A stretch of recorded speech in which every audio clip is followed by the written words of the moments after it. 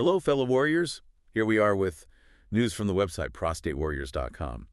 So, today our mission is basically to unpack a whole stack of crucial updates on prostate cancer research. Right, there's a lot to cover today. Yeah, we're starting strictly with the latest clinical trials and then moving to some quality of life science and finishing with like this really cutting edge preclinical nanotechnology. Exactly. And, for you listening, staying informed is it's a vital part of your personal health strategy. Totally. Understanding what's out there, what's coming, it really gives you the power to advocate for yourself. Okay, let's unpack this, starting with this phase 2 trial out of Thomas Jefferson University. Yeah, the Xaluritamig trial. All right, Xaluritamig, which is also known as AMG 509.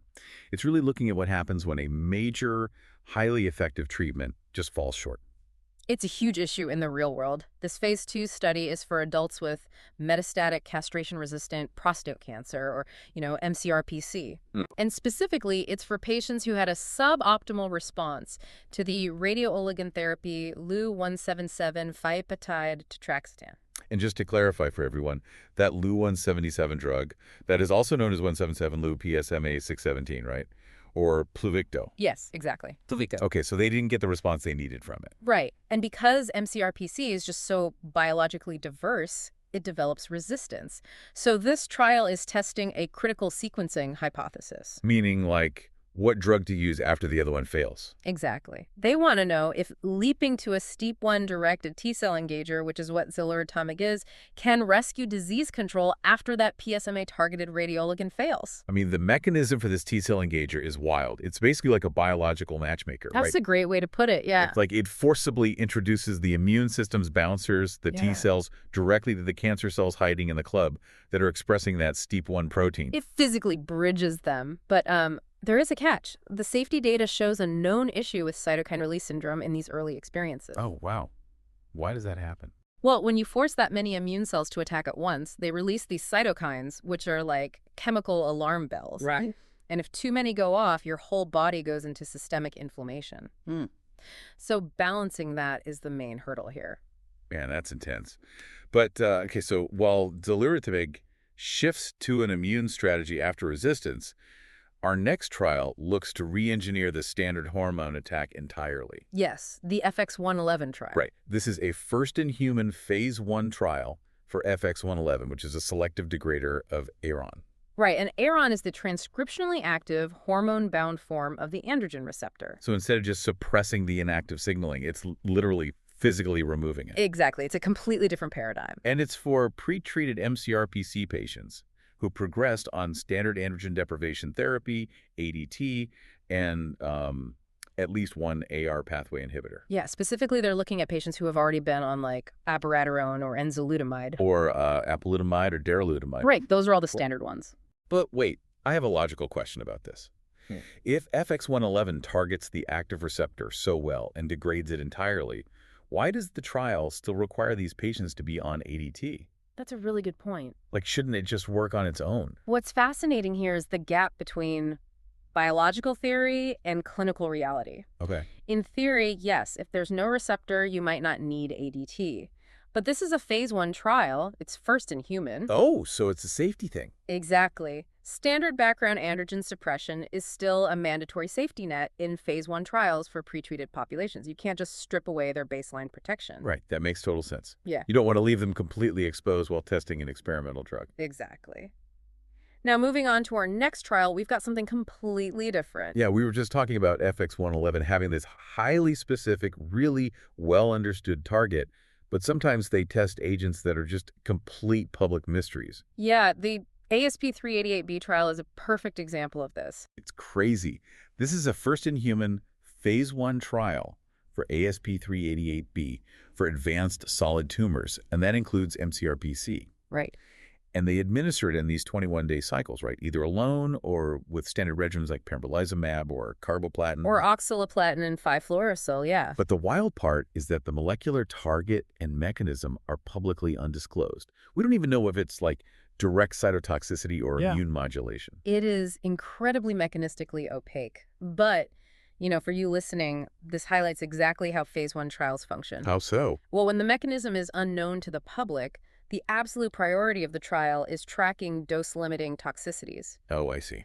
They're looking meticulously at ECG changes, lab abnormalities. They just need to define a usable dose range safely before anything else. Right, the focus is just, is this safe and how much can we give? Exactly. Okay, so we've talked a lot about the drugs fighting the cancer, but what about the physical toll these systemic therapies actually take on the patient's body? This is such a critical topic.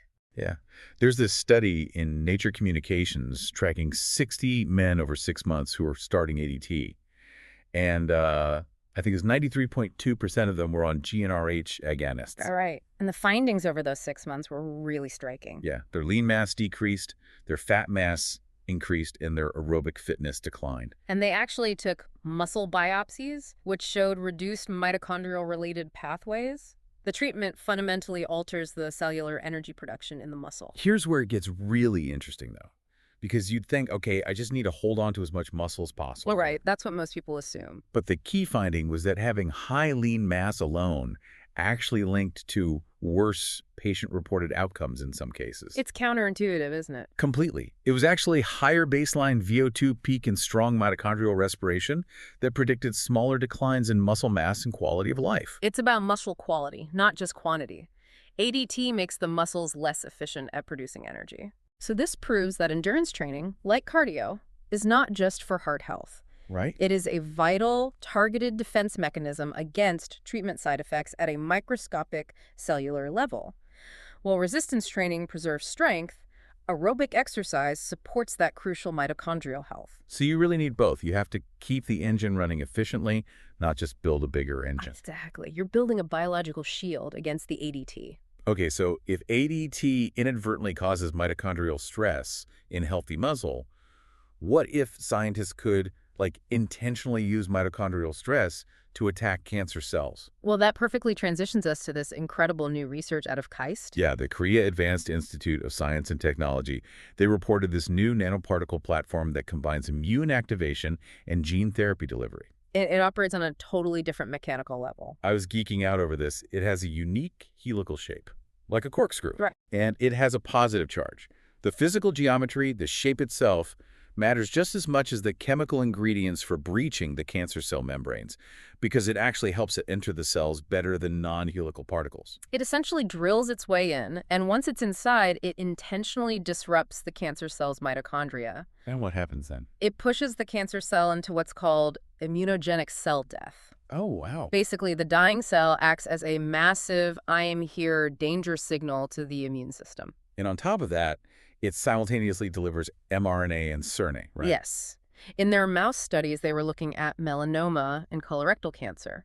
The siRNA actually reduced a protein called PD-L1. And PD-L1 is basically the invisibility cloak the tumor uses to hide from T cells. Exactly. So if we connect this to the bigger picture, it is just an incredibly elegant platform. It really is. It strips away the tumor's invisibility cloak by reducing PD-L1 while simultaneously sounding this massive biological alarm to recruit cytotoxic T cells to the area. The cancer literally has nowhere to hide. This has been a dense one. Just to briefly recap the journey we've been on today, we went from sequencing strategies when 177 Lu PSMA 617 falls short to mysterious phase 1 drugs like ASP388B. Yep. We talked about the protective power of your own mitochondria during ADT, all the way to these futuristic helical nanoparticles acting as cellular saboteurs.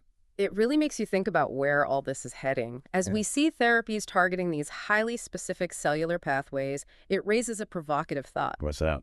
Well, could we eventually see a future where personalized exercise prescriptions like mandating specific VO2 max targets are formally required alongside treatments like ADT to actually guarantee the drug's efficacy and the patient's survival? Man, a literal prescription for the treadmill. I love that. Well, that's all the time we have for today's deep dive. Stay strong and fight on.